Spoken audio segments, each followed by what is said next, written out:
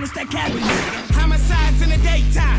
100 round to your waistline. King Juki from the baseline. Closed casket, no FaceTime. I take mine, don't chase mine. What controller do you want, Judge? Which one? You want this? You want some handheld action? What you want? You want some of this? You want some of that right there? You want the full-blooded home situation? Like what do you want me to whoop? That's the one. That's the one that I'm looking for. What do you want me to whoop your ass with? Like, yo, you know what's funny about you, Lupe? I've spoken to some of the gamer Street Fighter niggas. I ain't really heard them speak highly of your name. I was the #1 Street Fighter player in the entire world. Were they? What? Wait. Why? Were they the #1 ranked Street Fighter player in the world? Was any of them niggas that you talked to the #1 Street Fighter player in the world at any time in their career? At any time in their entire career? I'm not a numbers guy. I haven't checked. Oh, now it's about How? Wait, do you have confirmation of this? Yes. You're not talking about that shit that y'all rigged, right? That wasn't rigged. Why would it be rigged? Oh my God, Lupe Fiasco, you talking to me about that shit that y'all rigged with all the best gamers in the world that they let you fucking win because of your name and your likeness? Were you even there? Were you trying to Atlantic Records me? What is this? You know what? I just want to let you know. First of all, I just want to let you know something, man. Your support for Craig Kalman is misplaced, and you will soon learn swiftly. And Steve, that nigga's no good. But anyway, wait, which Steve? You'll learn the hard way. Steve Stout. Yep. No, I have a different set of beliefs. Y'all gonna learn the hard way about young Craig Kalman and what he does in the streets. Lupe, I used to share the bitterness that you have toward the industry. Not bitter. Yes, you are. Well, how am I bitter? Lupe, what do you mean? Lupe, come on, man. Let's have an honest conversation.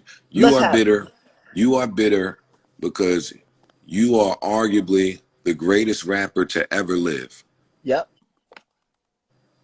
And I think that you entered some shit and art was mishandled and you are not viewed coming out of that the way that you should be viewed by the masses. It's not something that's just specific to you. It's happened to me. It's happened to Royce. It's happened to Black Thought. It's happened to Hove at one point.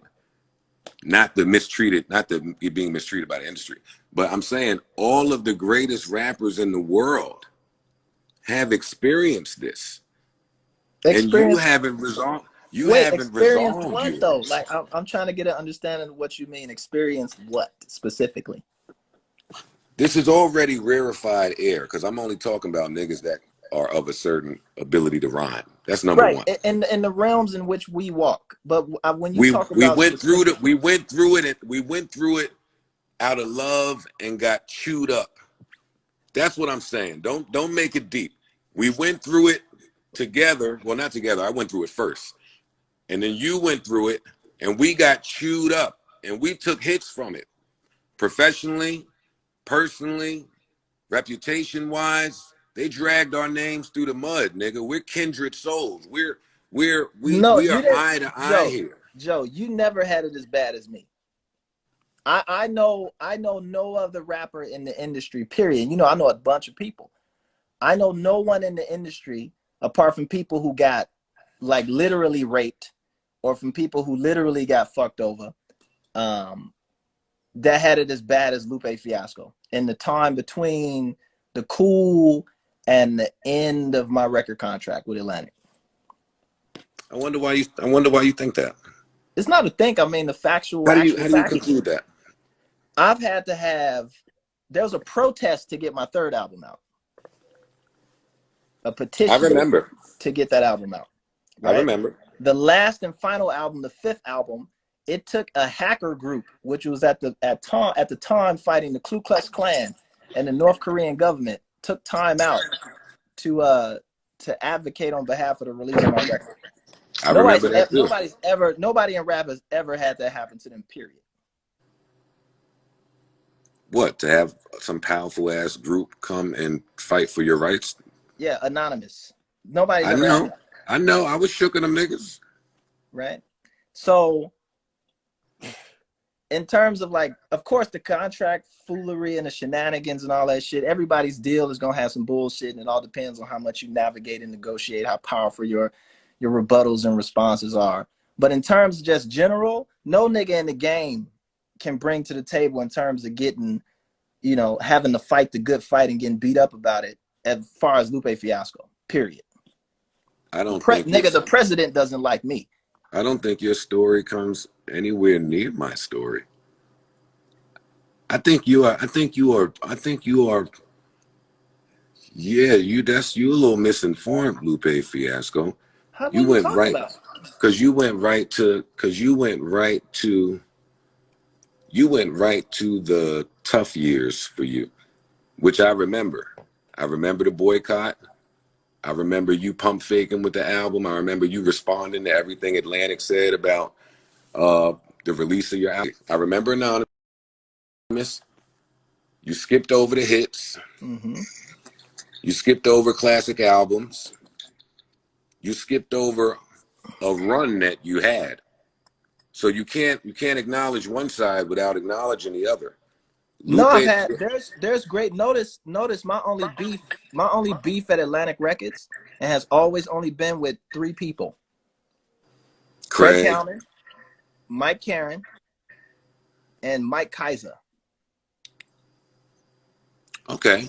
Right, the rest of the building, beautiful. Julie Greenwald is an amazing executive and a wonderful record executive, and in some cases a wonderful person at that. Like, very supportive. Marsha is amazing.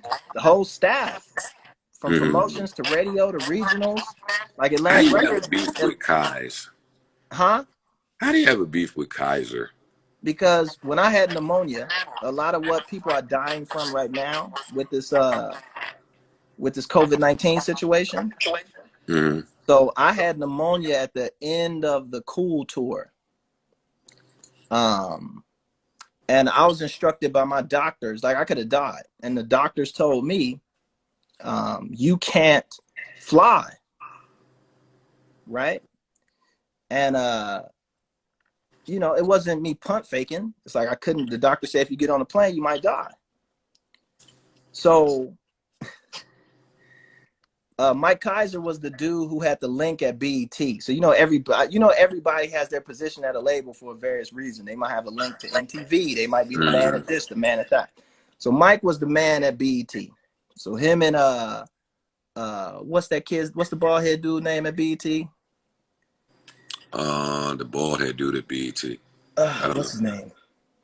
The head of BET, not Deborah. Oh, you talking about Steven? Steven. So they were doing fucking Spring Bling, bullshit ass Spring Bling.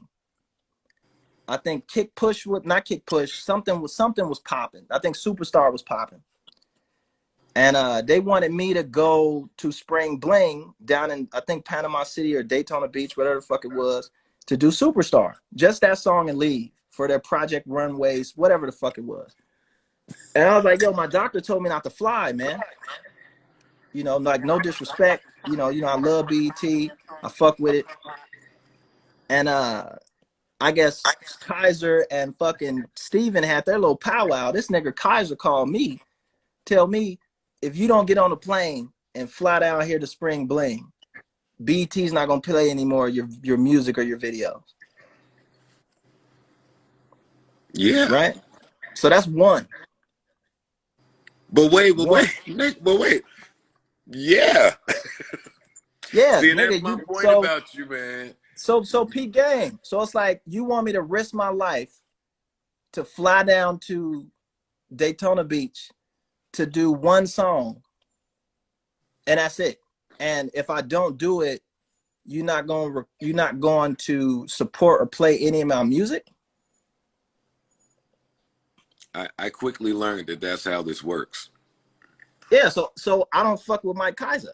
That, and for other reasons. I don't fuck with Craig for deeper, darker, dirtier fucking reasons. And the same thing with Mike Karen.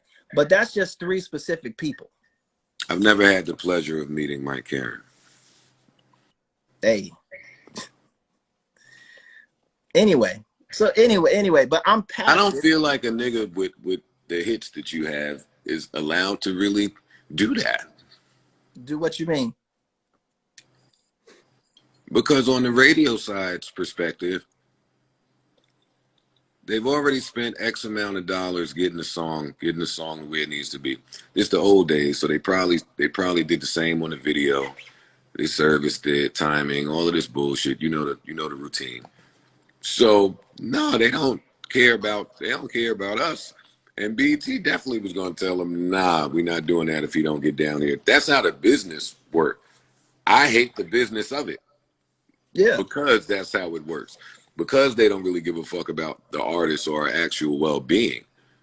Like, but you too dope to still even give them that part of your soul. That's how I feel. I feel like, man, that was so long ago. Nigga, we on Street Fighter, we on Ninja Swords, karate, we on so much other holistic shit. Your mind is like so much greater than even having the time to retroactively look at some shit, man. That's how I feel. But I'm also petty, and I also know that the damage that niggas did is legacy damage. You know, I know niggas tried to fuck my life up physically, etc. Right, in other ways. So, and I still had niggas spreading rumors about me to this day about promoters who didn't want to book me for shows over what niggas was doing. You know, so remember my first album leaked. Who did that? We still don't fucking know. Right? So I mean, it's shit that's like, yeah, and to be honest, it's certain shit that I leave alone. You know, I just keep it moving. But I also need to, when I see shit that's like fucked up, and I know that artists are still gonna have to be artists and they're still working within a certain system that's fucked up. It's good to give people that other side of the story and that heads up, like that nigga that you fucking with is a snake. Like, I know you're gonna get money and you're gonna win, and you're gonna get on the radio and you're gonna get famous, and you're gonna buy a house and you're gonna da da da da. But remember that nigga that you fucking with is a snake, right? And you might be getting show money, but then how does that nigga have more publishing on your songs than you do? Oh, you talking now? Yeah. How is the CEO of the company gonna have more publishing on your songs than you do? So how you supposed to get paid in a legacy play? Because eventually the shows are gonna slow up. Well, right? and that's kind of why we need your voice as a beacon of light to be shined upon some of the newer acts, Lupe. Yeah, but you gotta let me shit on these niggas sometimes. You can't just call me bitter because I'm shitting on the niggas who fucking the game up. Steve Stout said the game needs to change, right? I watched a little piece. He's like, this need to switch, this need to switch. Nigga, I was there when the niggas let Spotify in the building, right? And I was one of the first niggas with Spotify on my computer, right?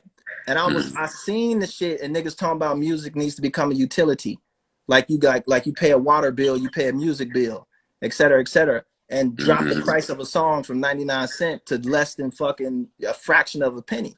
I was there for the 360 birth. I was there with niggas thought my 360 shit. They gave me my 360 deal when I was in recovery for pneumonia.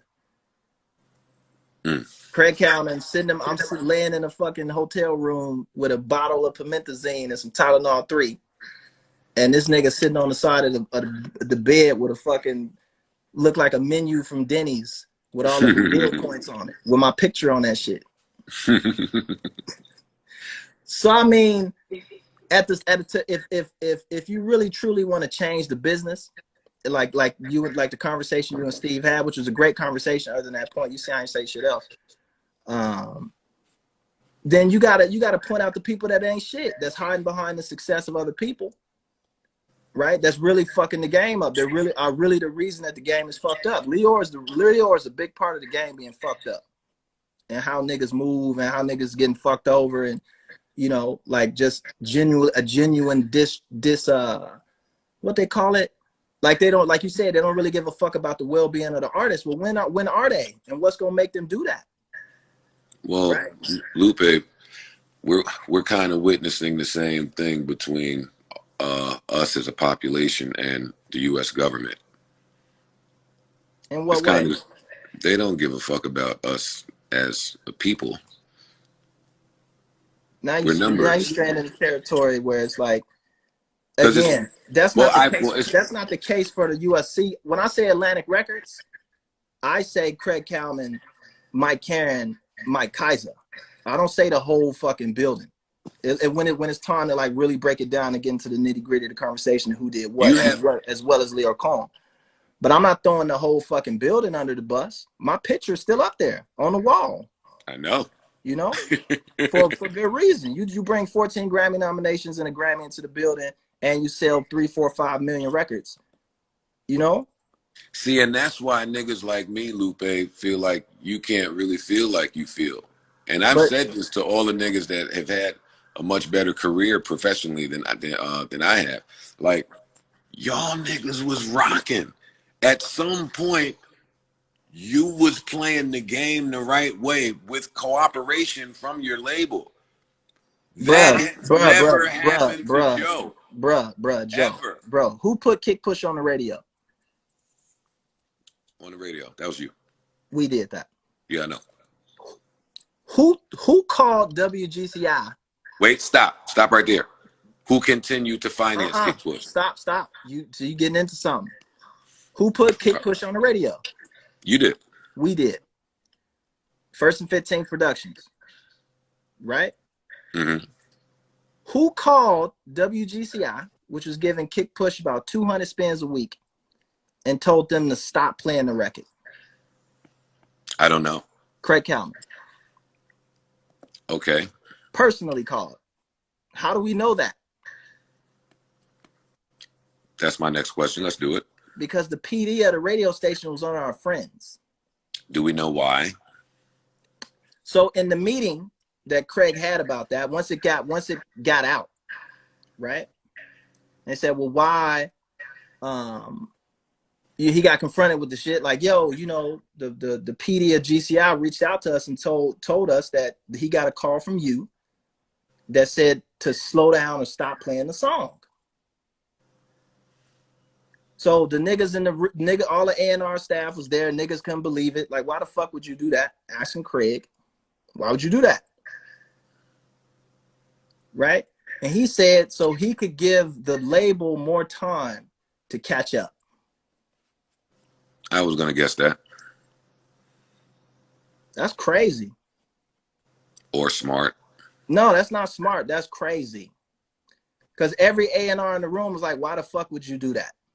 Why would you slow down a record? I can answer that. Why would you actively slow down a record as opposed to meeting the record where it is? It's not hurting anybody. You know why he did it? Yes. You know why he really did it? Oh, no. Because he didn't have nothing to do with Kick Push.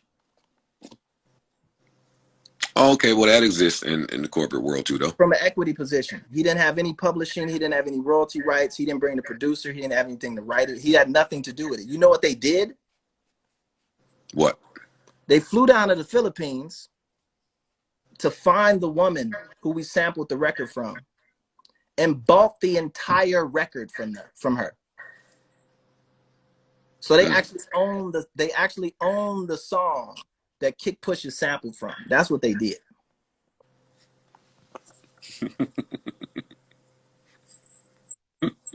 You like that? I could do that with Listen, I could do that with Superstar.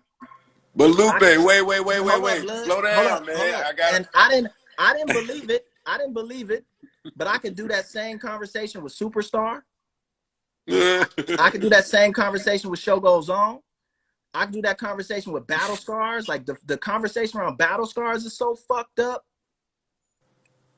But wait, I'm about to sound like a real Republican right now. Do it. Do what you gotta do. All right. Oh man. All right.